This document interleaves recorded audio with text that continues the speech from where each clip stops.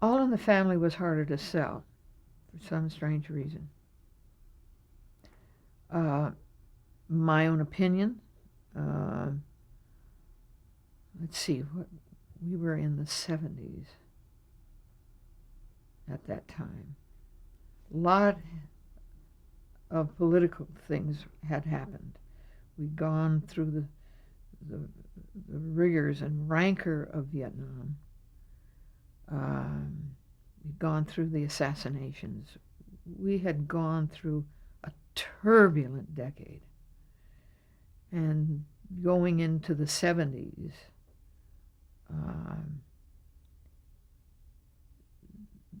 the civil rights movement was so potent in the, well, it was formulating, in my experience, in the late 50s, but in the 60s as the marches began to take place in the South. All of this kind of ferment had to be reflected in how we even looked at ourselves. And television began to take on its own commentary, some Edward R. Murrows and those people who came in to give voice to interpretation.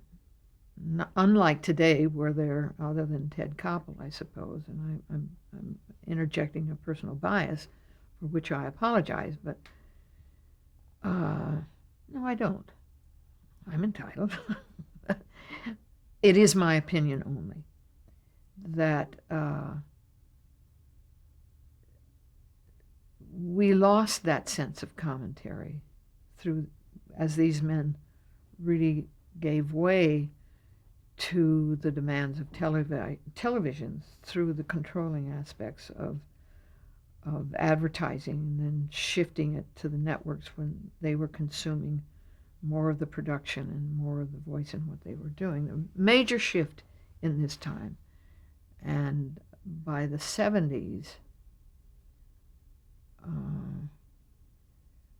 we were coming into a different dynamic, but we were really recovering in all ways, and I think television reflected that. But Norman and his sense of that change carried him from All in the Family into Maude, the Jeffersons, which was really Don Nichol, who had become head writer on All in the Family. And Don, who was English, understood the dynamic out of the English series, so he brought a special quality to it. And Norman wound his way through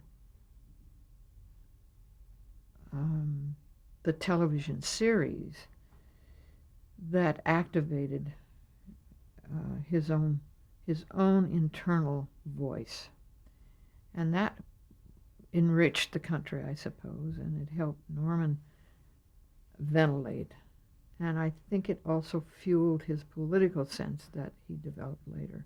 It was all in those.